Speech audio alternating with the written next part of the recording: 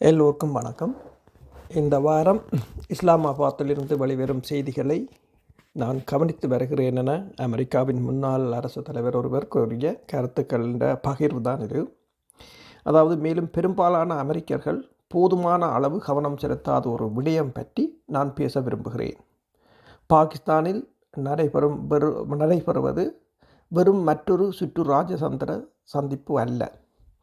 திட்டமிடப்படாத முடிவுகளின் சுமையின் கீழ் அமெரிக்கா 70 ஆண்டுகளாக கட்டமைத்த சர்வதேச ஒழுங்கு விரிசலடைந்து வருகிறது என்பதற்கான ஒரு சமிக்கை அது. உலகத் தலைவர்கள் வாஷிங்டனை அழைப்பதை நிறுத்திவிட்டு தங்களுக்குள் பேசத் தொடங்கும் போது அதன் அர்த்தம் என்ன என்பதை நாங்கள் அறிந்து கொள்ள முடியும். அதாவது பிரச்சனையை தீர்க்கக்கூடியவர்கள் நீங்கள் அல்ல என்று உலகம் முடிவு செய்துவிட்டால் அது உங்களை சுற்றி தன்னை மறுசீரமைத்துக் கொள்வதாகும். அதற்கு காரணமே நீங்கள்தான். ஈரானின் வெளியுறவு அமைச்சர் அப்பாஸ் அரக்சி பாகிஸ்தான் இராணுவ தளபதி அசீம் முனீர் மற்றும் பிரதமர் ஷெபாஸ் ஷெரீப் ஆகியோரை சந்தித்து விட்டு அவர் ஓமானுக்கு சென்றிருக்கின்றார். ஸ்டீவ் விட்கோஃபும் ஜெராட் குஷ்னரும் போவதாக இருந்த பயணம் ரத்து செய்யப்பட்டிருக்கிறது. ஏனெனில் அமெரிக்கர்களுடன் நேரடி பேச்சுவார்த்தைகள் எதுவும் நடைபெறாது என்று ஈரான் பகிரங்கமாக கூறியுள்ளது. அமெரிக்கா ஒரு வெளிநாட்டு தலைநகருக்கு பேச்சுவார்த்தையாளர்களை அனுப்பியது. ஆனால் மறுதரப்பினர் நாங்கள் பாகிஸ்தானியர்களுடன் தான் பேசுவோம், உங்களுடன் அல்ல என்று கூறினர். இதை உங்கள் மனதில் வைத்துக் கொள்ளுங்கள். ஈரானின் ஏறக்குறைய முழுமையான இணைய முடக்கம் இப்போது 57 நாட்கள் ஆகின்றது. அரபு வசந்தத்துக்கு பிறகு இதுவே மிக நீண்ட தேசிய முடக்கமாகும். எந்த அதிகாரிகளும் பகிரங்கமாக கூறுவதை விட அந்த நாட்டிற்குள் என்ன நடக்கிறது என்பதை பற்றி இது உங்களுக்கு அதிகமாக சொல்கிறது. இங்கு அமெரிக்காவின் நம்பகத்தன்மை, உலகளாவிய எரிசக்தி சந்தைகள், மில்லியன் கணக்கான உயிர்கள் என அனைத்தும் ஆபத்தில் உள்ளன. எனவே நான் உங்களுக்கு இதை விளக்குகிறேன். ஒவ்வொரு நெருக்கடிக்கும் ஒரு வரலாறு உண்டு. பிப்ரவரி 28 அன்று அமெரிக்காவும் இஸ்ரேலும் ஈரான் மீது திடீர் வான்வழி தாக்குதல்களை தொடங்கின. அணுசக்தி பேச்சுவார்த்தைகள் நடந்து கொண்டிருக்க வேண்டிய நேரத்தில் உச்சத்தலைவர் ஈரானின் உச்சத்தலைவர் அதாவது ஆன்மீக தலைவர் கொல்லப்பட்டார் மற்றும் இராணுவ இலக்குகளும் அளிக்கப்பட்டன. இதன் மூலோபாய தர்க்கத்தை பற்றி நீங்கள் என்ன நினைத்தாலும் நடந்த நடவடிக்கையிலிருந்து அடுத்து என்ன நடந்தது என்பதை உங்களால் பிரிக்க முடியாது. ஈரான் இஸ்ரேல் அமெரிக்க தளங்கள் மற்றும் வளைகுடா நாடுகள் மீது தாக்குதலை நடத்தி பதிலடி கொடுத்தது. பின்னர் அவர்கள் ஹோர்முஸ் நீரிணையை மூடினர். ஒரே இரவில் உலகின் எண்ணெய் விநியோகம் இல்லாமல் போனது. 2 வார கால போர் நிறுத்தம் ஏப்ரல் 8 பாகிஸ்தானால் முன்மொழியப்பட்டது, எங்களால் அல்ல. துணை ஜனாதிபதி வான்ஸ், விட்கோஃப் மற்றும் குஷ்னர் அங்கு விமானத்தில் சென்றனர். அவர்கள் 21 மணி நேரம் அமர்ந்து பேசிய போதும் எதுவும் கிடைக்காமல் வீடு திரும்பினர். பின்னர் ஜனாதிபதி ட்ரம்ப் ஈரான் மீது கடற்படை முற்றுகையை விதித்தார். இப்போது ஏப்ரல் 25 போர் நிறுத்தம் நீடிக்கப்பட்டுள்ளது. ஆனால் அது நிலையற்றது அல்ல. ஈரான் இழப்பீடு, பொருளாதார தடை நீக்கம், ஹார்முஸ் மீதான இறையாண்மை மற்றும் அனைத்து பிராந்தியங்கள் மோதல்களுக்குமான ஒரு முடிவு ஆகியவற்றை கோரும் 10 அம்ச திட்டத்தின் மூலம் நிபந்தனையை விதித்திருக்கின்றது. அமெரிக்கா பேச்சுவார்த்தையாளர்களை ஒரு மேசைக்கு அனுப்புகிறது. அங்கு மறுதரப்பினர் ஒரே அறையில் அமர மறுக்கிறார்கள். முதலில் ஒரு கூட்டணியை உருவாக்காமல், ஒரு ராஜதந்திர இறுதி முடிவு இல்லாமல் நீங்கள் ஒரு இராணுவ தாக்குதலை தொடங்கும் போது நீங்கள் வலிமை பெறுவதில்லை, நீங்கள் தனித்து விடப்படுகிறீர்கள். இன்று வரை நமக்கு தெரிந்தவற்றை நான் விவரிக்கிறேன். முதலாவதாக, மத்தியஸ்த முன்மொழிவுகளுக்கு தெஹ்ரானின் முறையான பதிலை தெரிவித்து அராக்சி வெள்ளிக்கிழமை பாகிஸ்தான் சென்றிருந்தார். அவர்கள் அதீத கோரிக்கைகள் என்று அழைப்பதை ஈரான் ஏற்காது. அவர்களின் 10 அம்ச திட்டத்தில் பிராந்திய மோதல்களை நிறுத்துதல், முழுமையான இழப்பீடுகளை வழங்குதல், தடைகளை நீக்குதல் மற்றும் நேரடியான நீர்வழி போக்குவரத்தின் மீதான இறையாண்மை ஆகியவை அடங்கும். இரண்டாவதாக, ஹார்முஸ் முற்றுகை தற்காலிகமானது என்று ட்ரம்ப் உலகத் தலைவர்களிடம் கூறினார். ஆனால் போருக்கு முன்பு தினமும் 130 கப்பல்கள் அந்த நீர்வழியை கடந்து சென்றன. ஏப்ரல் 13 முற்றுகை தொடங்கியதிலிருந்து மொத்தமாக 35 கப்பல்கள் மட்டுமே சென்றதாக பதிவு செய்யப்பட்டுள்ளது. கடந்த 24 மணி நேரத்தில் 5 கப்பல்கள், அதாவது ஒரு சூப்பர் டேங்கர் கூட இல்லை. அந்த நீர்வழி முற்றாக முடக்கப்பட்டுள்ளது. தொடர்ந்து 57 நாட்கள்.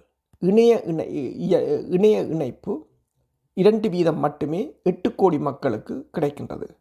ஜனாதிபதியாக இருப்பதில் உள்ள உண்மை இதுதான். நீங்கள் அந்த நாற்காலியில் அமரும் போது இன்றைய முடிவை மட்டும் எடுப்பதில்லை, அடுத்த 10, 20, 30 ஆண்டுகளுக்கான முடிவை எடுக்கிறீர்கள். ஈரானின் இராணுவ உட்கட்டமைப்பை தாக்கும் முடிவில் அதற்கான மூலோபாயவாதத்தால் என்னால் புரிந்து கொள்ள முடிகிறது. ஈரான் அணுசக்தி திறன்களை வளர்த்து வந்தது. ஆனால் நிர்வாகத்தின் தோல்வி தெளிவாக தெரிகிறது.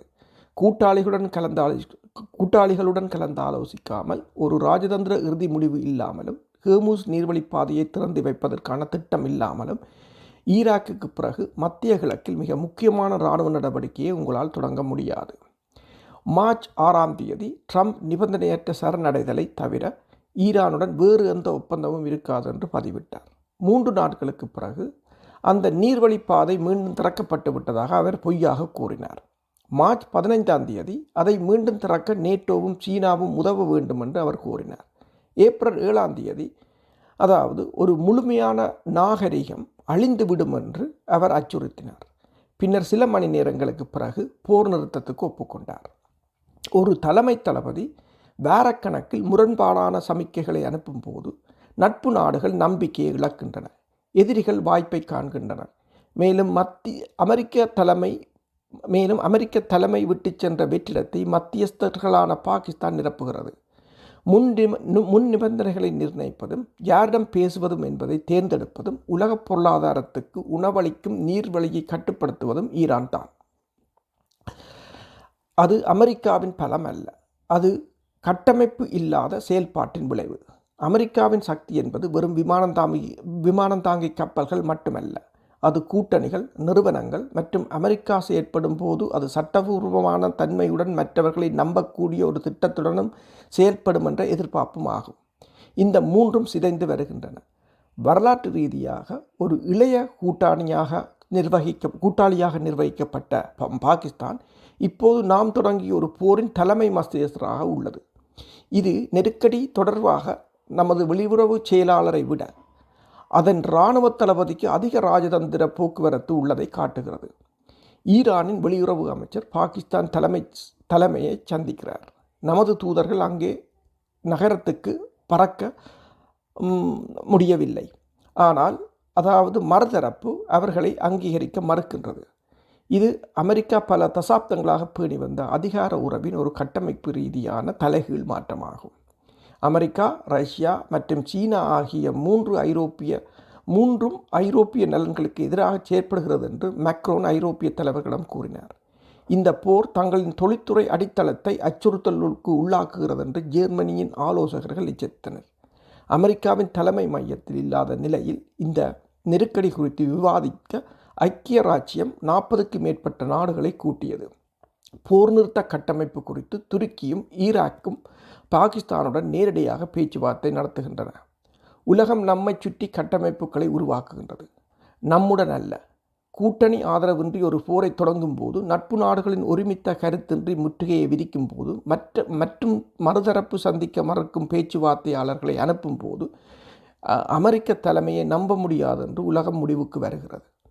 போர் நிறுத்தம் நீடித்தாலும் அந்த நிறுவன ரீதியான சேதம் குணமடைவதில்லை, அது நீடித்து மேலும் தீவிரமாகின்றது.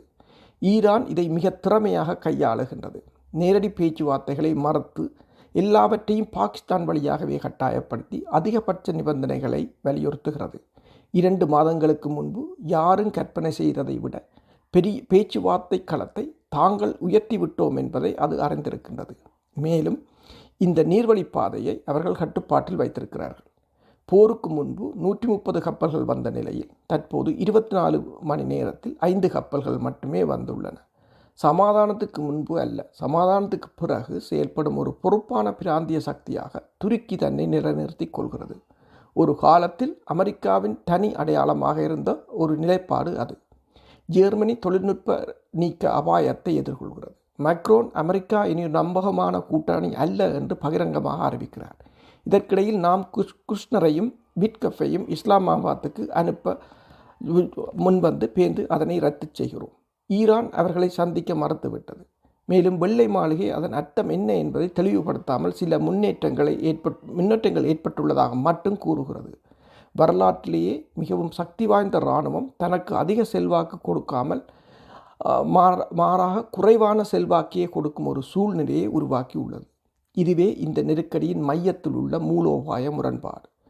முன்னேறுவதற்கு 3 வழிகள் தான் உள்ளன. முதலாவது சிறந்த வழி என்னென்றால் பாகிஸ்தான் வழியாக ஒரு பேச்சுவார்த்தையை கட்டமைப்பை எட்டுவதாகும். ஈரான் மறைமுக பேச்சுவார்த்தைகளுக்கு ஒப்புக்கொள்கிறது. ஒரு கட்ட ஒப்பந்தம் எட்டப்படுகிறது. ஹார்முஸ் திறக்கப்படுகிறது. தடைகள் அகற்றப்படுகின்றன. சரிபார்ப்புடன் அணுசக்தி மீதான கட்டுப்பாடுகள் மீண்டும் விதிக்கப்படுகின்றன.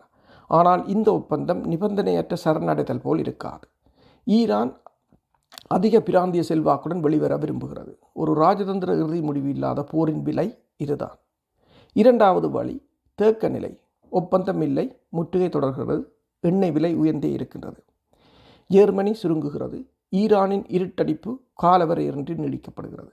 ஐரோப்பா அமெரிக்கா தலைமையிலிருந்து விலகுவதை வேகப்படுத்துகிறது. மனிதாபிமான பாதிப்புகள் மேலும் அதிகரிக்கின்றன. மூன்றாவது, பதற்றம் அதிகரிக்கிறது. பேச்சுவார்த்தைகள் முறிகின்றன. தாக்குதல் மீண்டும் தொடங்குகின்றது. ஈரான் பதிலடி கொடுக்கின்றது.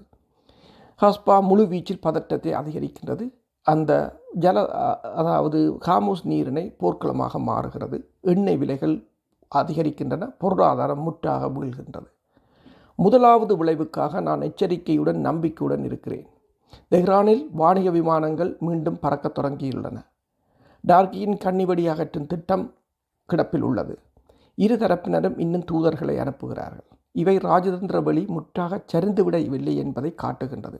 ஆனால் அமெரிக்காவுக்கும் ஈரானுக்கும் இடையிலான நேரடி தொடர்புகள் இல்லாதது மிகவும் ஆபத்தான காரணி. நீங்கள் பேச மறுக்கும் ஒருவருடன் ஒரு சிக்கலை தீர்க்க முடியாது என்பதை நான் கற்றுக்கொண்டிருந்தேன். ஒரு அரசாங்கம் தன் எதிரிகளை விட தன் சொந்த குடிமக்களையே அதிகம் அஞ்சும் போது இப்படித்தான் இருக்கும். ஒரு அரசாங்கம் தன் எதிரிகளை விட தன் சொந்த குடிமக்களை கண்டு அஞ்சும் போது நிலைமை இப்படித்தான் இருக்கும். ஒரு ஜனநாயகத்தின் சூழ்நிலைகள் எளிதாக இருக்கும் போது அது எவ்வாறு செயல்படுகிறது என்பதை கொண்டு அளவிடப்படுவதில்லை. மாறாக அதன் தலைவர்கள் அழுத்தத்தின் கீழ் எவ்வாறு நடந்து கொள்கிறார்கள் என்பதை கொண்டே அளவிடப்படுகிறது. அவர்கள் கூட்டணிகளை உருவாக்குகிறார்களா, அல்லது தனித்து செய்யப்படுகிறார்களா, நேர்மையாக தொடர்பு கொள்கிறார்களா, அல்லது தங்களுக்குள்ளேயே முரண்படுகிறார்களா, நிறுவனங்களை வலுப்படுத்துகிறார்களா, அல்லது அவற்றை உள்ளீடற்றதில் அல்லது அவற்றை செயலற்றதாக்குகிறார்களா என்பதில் தான் தங்கியுள்ளது. ஒரு ஜனாதிபதியின் பதவியின் உண்மையான அளவுகோல் உங்களால் ஒரு போரை தொடங்க முடியுமா என்பது அல்ல, நீடித்த அமைதியை உங்களால் உருவாக்க முடியுமா என்பதே அதன் அளவுகோல். நமது இராணுவ பலத்தால் மட்டுமல்ல, நமது முன்மாதிரியின் காரணமாகவும் உலகம் ஒரு நாட்டை பின்பற்ற தகுந்ததாக பார்க்கிறதா என்பதே அதன் அளவுகோல். இஸ்லாமாபாத்தில் நடப்பது ஒரு தலைமுறைக்கு உலகை வடிவமைக்கும். அமெரிக்கா அந்த மேசையில் இருக்க வேண்டும். ஒரு மிரட்டல்காரனாகவோ ஒரு பார்வையாளனாகவோ அல்ல, மாறாக அந்த பெயருக்கு தகுதியான ஒரு தலைவராக. உலகம் பார்த்து கொண்டிருக்கிறது. அவர்கள் இப்போது பார்ப்பதுதான் வரும் 10 ஆண்டு காலத்துக்கு நம்மிடமிருந்து அவர்கள் என்ன எதிர்பார்ப்பார்கள் என்பதை வரையறுக்கும். கேட்டதுக்கு நன்றி. தகவல்களை தெரிந்து கொள்ளுங்கள். தொடர்ந்து எங்களுடன் பயணியுங்கள். ஒரு ஜனநாயகத்தில் நீங்கள் செய்யக்கூடிய மிகவும் சக்தி வாய்ந்த விடயம் என்னவென்றால் கவனம் செலுத்துவதுதான் என்பதை ஒருபோதும் மறவாதீர்கள். நன்றி.